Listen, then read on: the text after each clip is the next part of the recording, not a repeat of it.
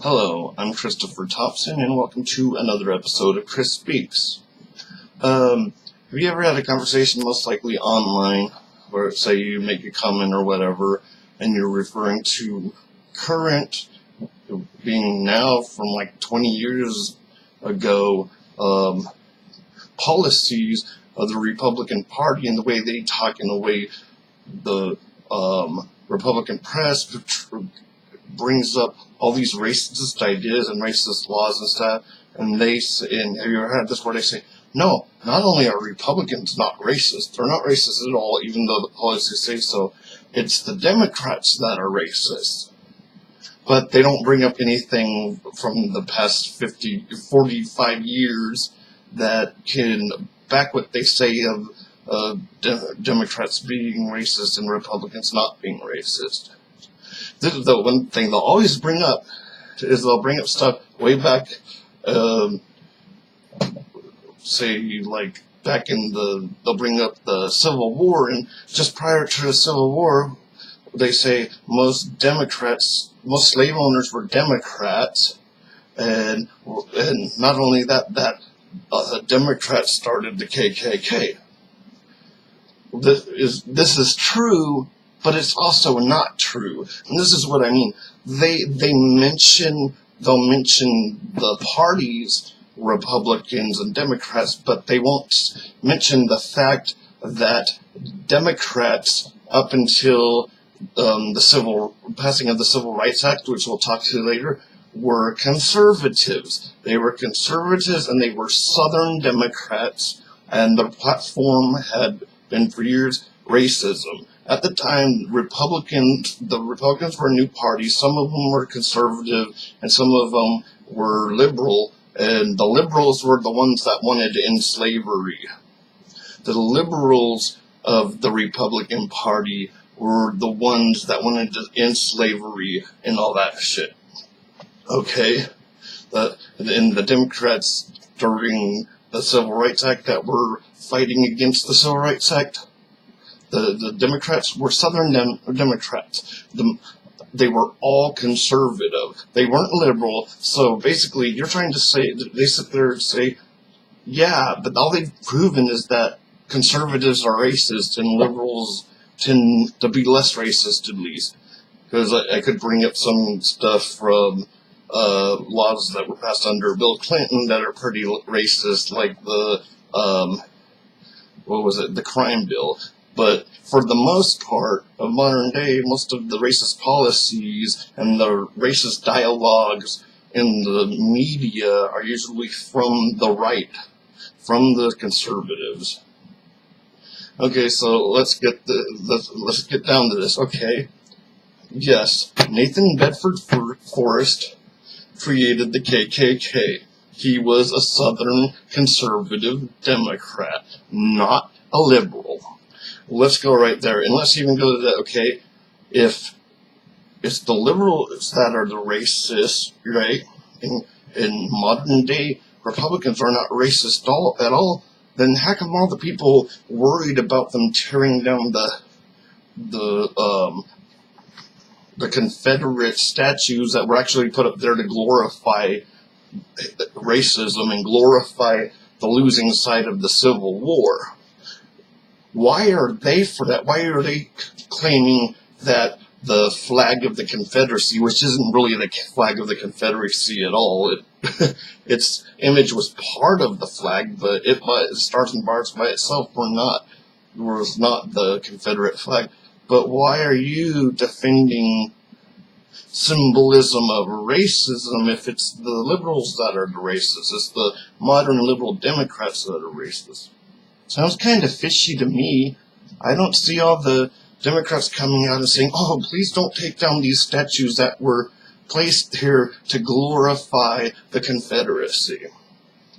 Okay, so here we go. And somewhere around the time, and this went on for years and years and years, we had these Southern Democrats that were just flat out racist, were against any policies. It changed. When did it change? It changed when Lyndon B. Johnson was president.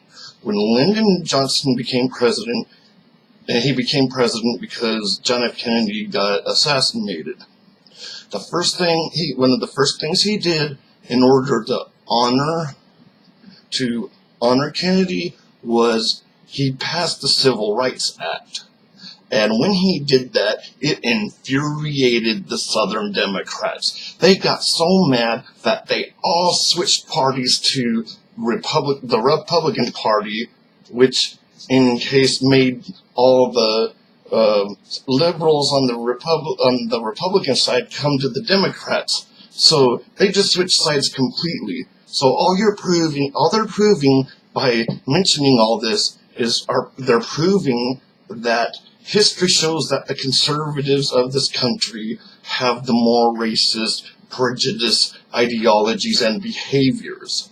The people that hung all those black people in the South, that murdered black people if they looked at a white woman the wrong way or even talked to her, yeah, Southern Democrats, which were conservatives.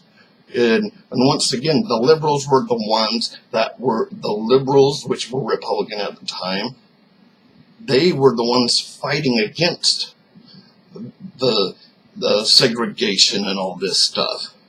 And once again, it's like they have to go back in history to even say anything, but then all it proves is that conservatives were racist back then too, that they just switched parties. But they won't tell you that because either they don't know this or they're purposely not telling you it, because if they don't put out a revisionist history, it doesn't do any good because it works against them. So, yeah, when the Southern Democrats, conservative Democrats, were around before they became Republicans, Democrats were racist because they were conservative, and the conservative ideology in this country was based on racism. Let's look at racism. Okay, let's see. In this last election, which side ran on hatred? Which presidential candidate ran on getting rid of Muslims until we find out what the hell's going on, and getting rid of Mexicans because they're all evil and robbers and killers and stuff? Which candidate said that he was going to undo a lot of protections for LGBT people? Not the Democrat. Not the Democrat that was running. The Republican who won the election. Well, he didn't really win the election. He won the electoral vote. He did not win the popular vote, which he lost by 3 million votes, which means the people did not elect you. Representatives elected you. And this thing, seriously, next time someone brings this up, tell them that, yes, Democrats were racist when they were all conservatives.